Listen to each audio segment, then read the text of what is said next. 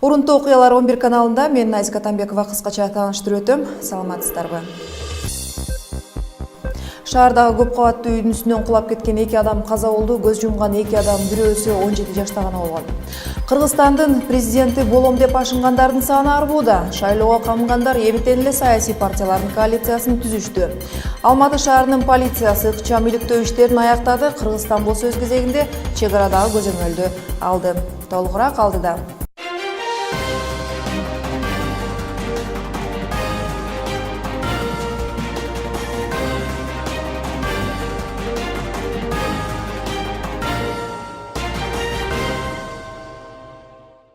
Бишкектин Алматы жана Түштүк магистраль көчөлөрүнүн кесилишкен жерде курулуп жаткан көп кабаттуу үйдүн үстүнөн кулап кеткен 2 адам каза болду. Тез жардам кызматы тараткан кабарга ылайык бүгүн эртең менен 5-кабаттан 3 курулушчу учуп кетишкен.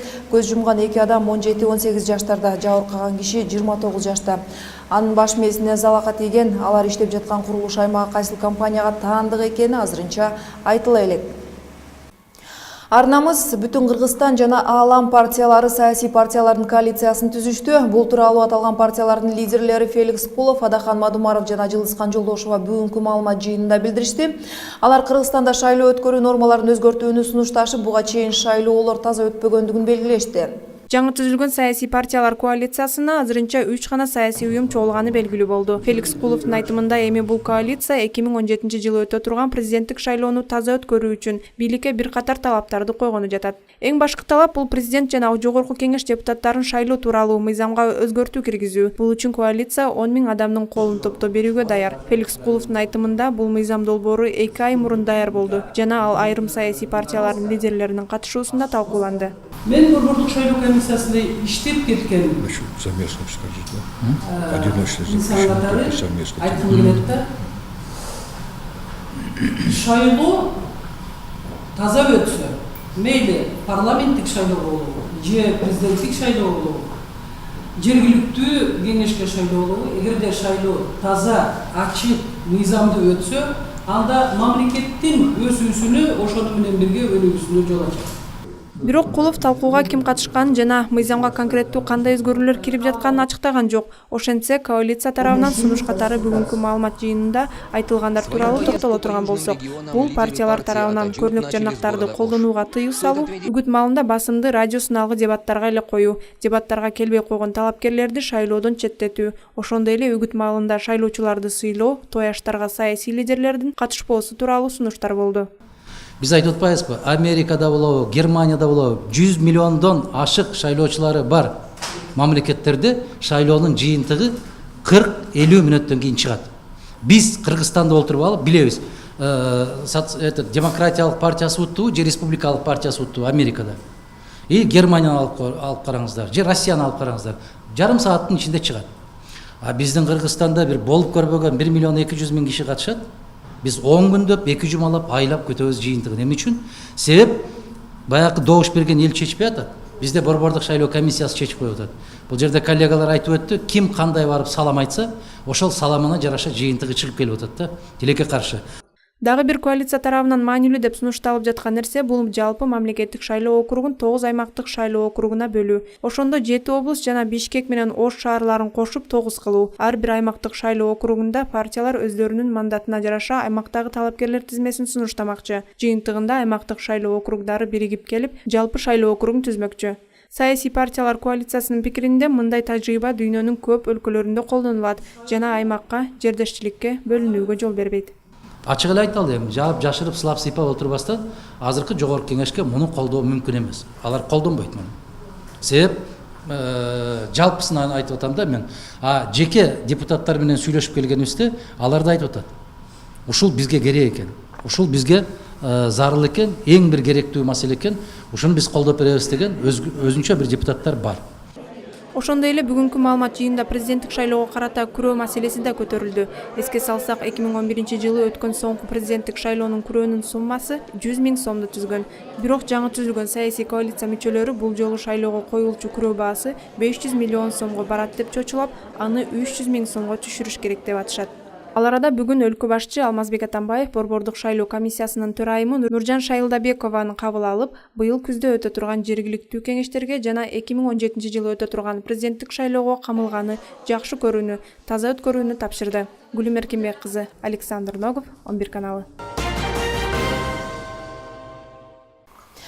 Теманы улай кезекеме 11 каналынын редакторлук серебинде кийинки жылы өтө турган президенттик шайлоого даярдык эмиле башталды.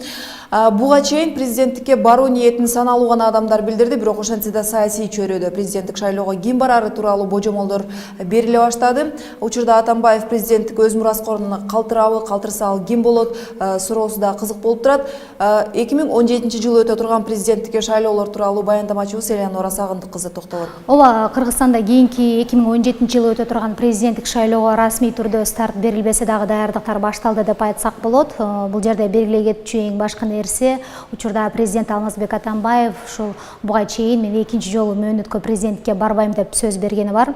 Мындан тышкары 2015-жылы президент ушул кийинки жылы өтө турган президенттикке барбайт, андан тышкары премьер-министрликке жана жогорку кеңештин төрагалыгына дагы өзүнө орун камдабайм деп айтканы бар. Ушул кийинки жылы президент ким болот деген суроо Кыргызстандагы айрым массалык маалымат каражаттары тарабынан ушул жылдын башында эле көтөрүлгөн жана бул боюнча эксперттер дагы өз ойлорун ортого салганга үлгүрүшкөн. Президентке ким татыктуу деген суроомжолоого катышкан эксперттер ушул 10 чакты негизги талапкерлердин ысымдарын атап өткөн. Аларды мен дагы тизмектеп кете турган болсом, бул эң биринчи эле топ башында мурунку өкмөт башчы Темир Сариев аталат. Андан тышкары учурда парламентте Республика Ата журт фракциясын жетектеп турган Өмүрбек Бабанов, ошондой эле парламенттеги Кыргызстан жана Өнүгүү Прогресс фракцияларынын жетекчилери Канатбек Исаев, Бакыт Төрөбаевдардын ысымдары байма-бай айтылууда. Ошондой эле президенттикке татыктуу деп эксперттер көргөндөрдүн арасында биринчи вице-премьер-министр Алык Карашев бар. Мындан тышкары аялдардан мурунку баш прокурор Аида Салянованын ысымы дагы аталып жүрөт. Ошондой эле ушул 2015-жылы өткөн парламенттик шайлоодо жеңилүүгө учураган саясатчылардын бири Адахан Мадумаровдун дагы ошол президенттикке өз талапкерлигин коет деген пикирлер бар. Ал эми ушул эксперттер тууралуу өзүнчө деталдуу түрдө токтоло кете турган болсом, ушул саясат талдоочу Медет Төлөгенов ушул жогоруда мен атын атап кеткен талапкерлердин ичинен 2 негизги атаандаш чыгат жана ал атаандаштар бул Өмүрбек Бабанов жана Темир Сариев деп көрүп жатат. Себеп дегенде Төлөгеновдун пикиринде ушул эки адамда амбициядан тышкары мүмкүнчүлүктөр дагы кенен, финансылык ресурстары ушул саясий кампаниясынын сапаттуу түрдө өткөрүүгө мүмкүнчүлүк түзөт. Дагы башка пикирлер тууралуу токтоло кете турган болсом, ушул Игорь Шестаков аттуу саясат талоочу, ал дагы ушул эки адамга токтолот, бирок ушул эки адамдын ичинен ал эксперт Өмүрбек Бабановду өзүнчө бөлүп көрсөтүүдө.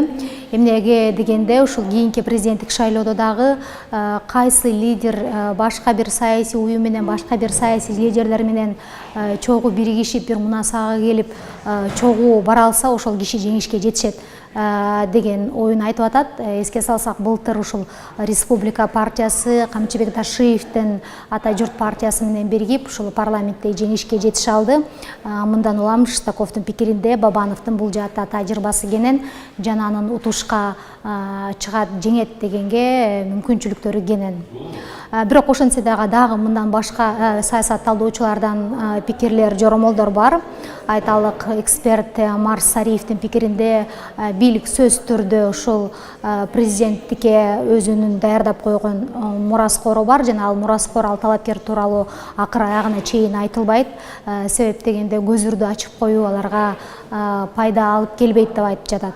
Мындан тышкары Сариевдин пикиринде Кыргызстанда саясий айдыңда өзгөрүүлөр абдан бат-баттан тез-тезден өзгөрүлүп турат. Андыктан алдын ала тигил же бул талапкерге баягы орусча айтканда ставка коюу же болбосо ишеним артуу дагы туура эмес деген оюн айтууда.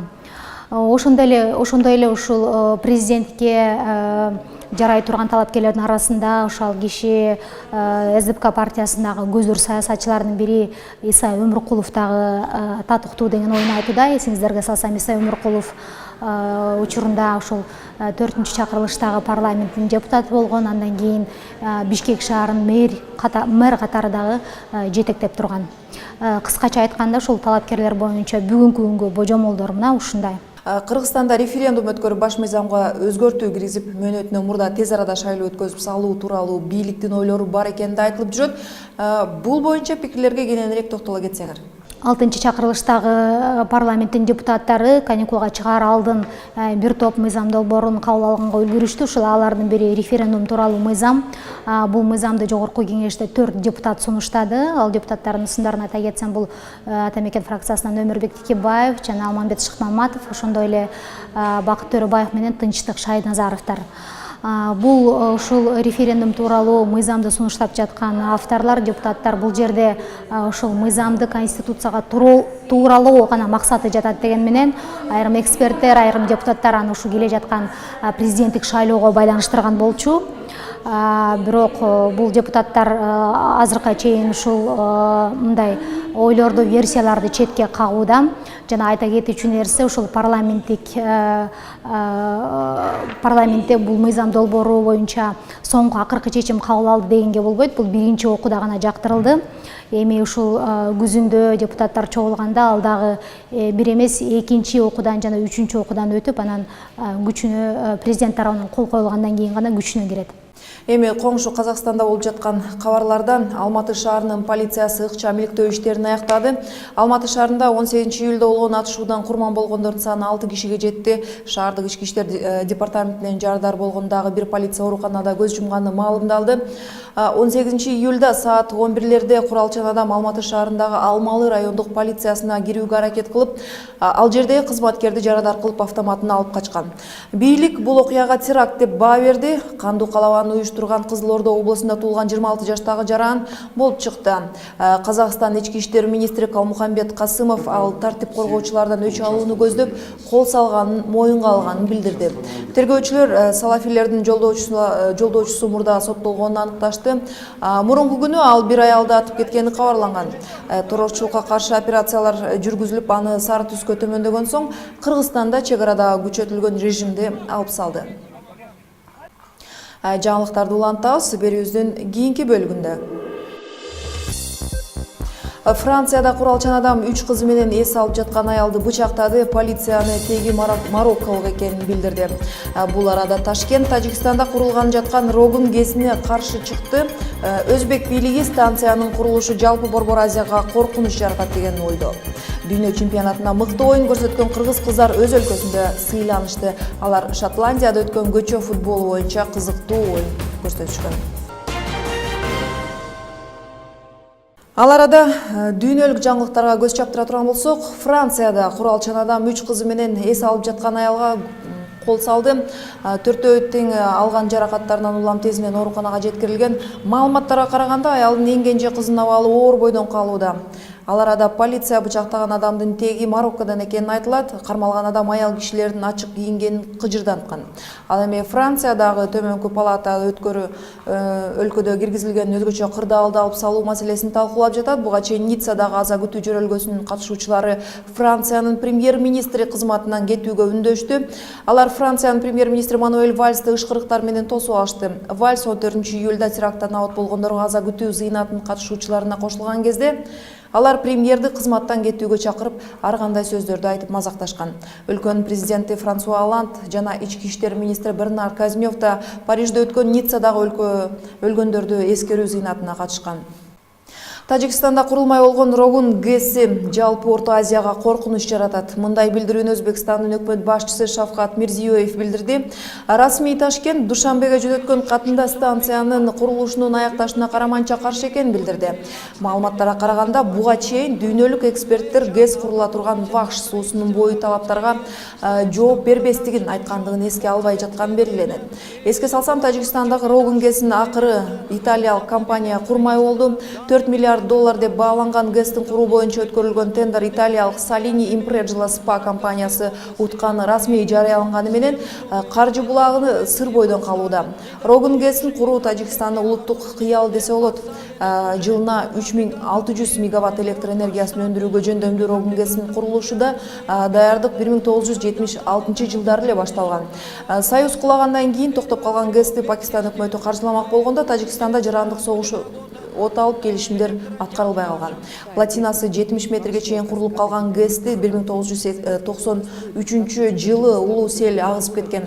Росгидро дагы 1994 жылы Рогунду куруу ниетин билдирген бойдон дымып кеткен. Башка кабарлардан өлкөнүн айыл чарба министрлиги быйылкы түшүм арбын болоруна үмүт арттууда. Бүгүнкү күндө дан өсүмдүктөрүнүн дээрлик 20% жыйналып калды. Быйыл гектарына 29 центнерден болуп, былтыркыга караганда 2,6 центнерге көп болууда. Өзгөчө Жалал Абад облусунда түшүмдүк жогору. Бул аймакка дан өсүмдүктөрүнүн түшүмү гектарына 36 центнерге чейин жетүүдө. Бүгүнкү күнгө өлкө боюнча 140 000 тонна буудай жыйналып калды. Эске салсак, Кыргызстанда жыл сайын сырттан кошумча 350-400 000 тонна буудай экспортталып келип, ал ички муктаждыгы жабууга жетет. Мына ушундай кабарлар бүгүнкү берүүнү жыйынтыктайт. Кутмандуу кеч каалап, сиздер менен эртеңки чейин коштошом. Саламатта калыңыздар.